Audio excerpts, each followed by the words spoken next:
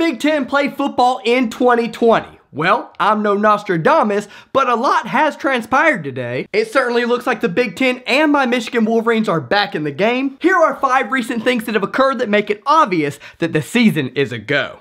Hello and welcome to Intermittent Sports, the channel where we go over the Michigan Wolverines, the Detroit Lions, Detroit Pistons, and Detroit Tigers. So if you're a fan of 1, 2, 3, or all 4 of those teams, go ahead and subscribe right here. Hit that bell notification so you won't miss any of the Michigan sports action. Or in this case, if you're a rival of the Michigan Wolverines as a Big Ten fan, go ahead and say whatever you gotta say in the comments. I can deal with it. Alright, so 5 things have happened in a very short period of time that make it so clear as day that the Big Ten is ready to fold their hand. Let's go over those 5 things, starting with the smallest effect to the largest effect on why the Big Ten will clearly be playing football here in 2020. The number 5 reason is the PR pressure that is being put on the Big Ten this very instant. It's very obvious that 1, the Big Ten made this decision and was very oblivious to the type of backlash it was going to receive, and 2, they didn't expect that backlash to become a full-on revolt. The Nebraska parents are talking lawsuits. Scott Van Pelt, one of the most respected in the game, tore the Big Ten a new one. Our very own Steve Deace wrote an excellent article on Sports Illustrated showing the data and why the Big Ten should be in favor of playing. And now the President of the United States is in on this Big Ten decision. More on that later.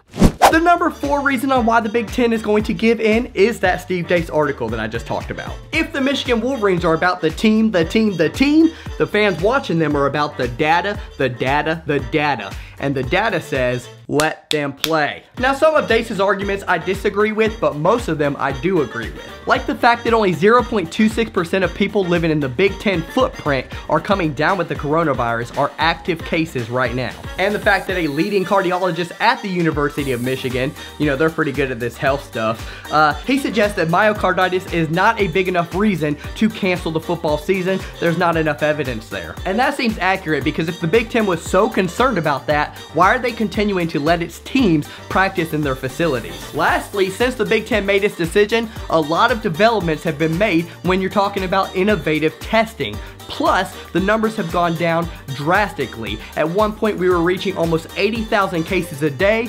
Now, we're looking at 30,000 cases a day. That's a big drop. And when you're comparing the United States slope of where this thing stands, it looks like a lot of the countries that have already gotten rid of this thing. Well, at least the shape of it does. The numbers, not so much. Now, without getting too political, I personally am a big believer in the coronavirus. I think it's a huge threat. I think it was the real deal. But I also have my own set of 2 eyes, and those 2 eyes tell me that this thing might be dwindling down. Fingers crossed.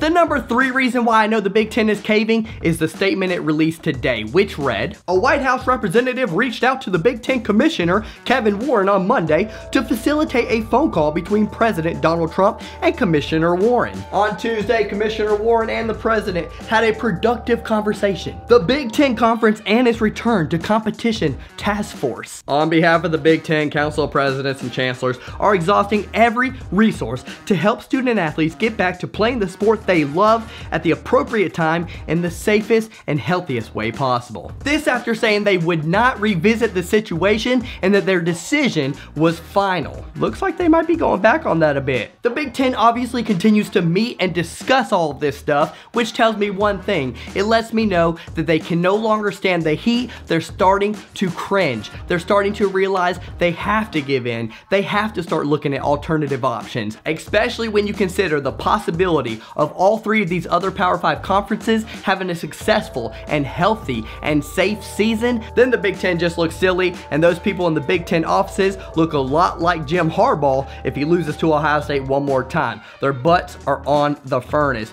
heating up. Make no mistake about it, the Big Ten is obviously giving up. They're showing their poker hand. It's not as good as they originally thought before the flop came out.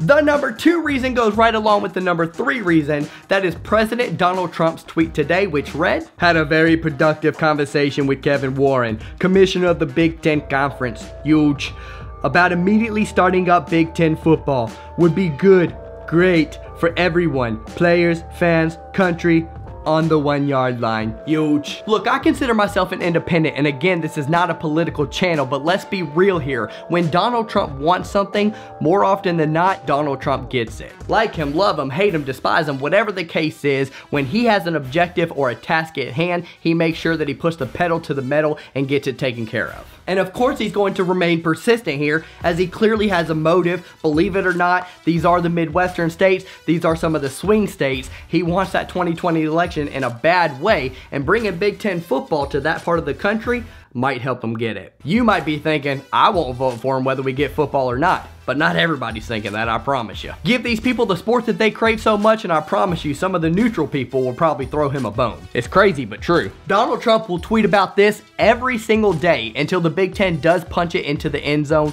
Believe that. And the number one reason why I know the Big Ten will be playing football in 2020 is that Dan Patrick has sources, and Dan Patrick is trustworthy. Here's his tweet from his show's Twitter account that read, "From source, if conference can pass updated safety measures and procedures, Big Ten targeting October 10th to start the football season." Dan Patrick, you read it from the horse's mouth. The man, the myth, the legend, Dan Patrick. That guy was on SportsCenter back when it was good. My thoughts? The coaches, the players, the personnel, all the way from the top to the bottom are gonna make sure that those procedures are followed because they want football in a bad way. And because of that, we will have Big Ten football in the fall. You know, there's an old saying that says you never know what you got until it's gone. The Big Ten players and coaches, they lost football. Now they want it back. Although that might be a bad example because I never once got an ex-girlfriend back. Maybe I should consider lawsuits like Nebraska's parents. Alright, thanks for watching today, guys. This is the channel where we cover the Detroit Tigers, Detroit Pistons, Detroit Lions, and Michigan Wolverines. That's what we did today. If you're a fan of 1, 2, 3, or all 4 of those teams, hey, go ahead and subscribe right here. Hit that bell notification so you don't miss any of the action. If you like the video, give it a like. Go blue, baby. God bless. And I'll see y'all October 10th, or sooner. Duh.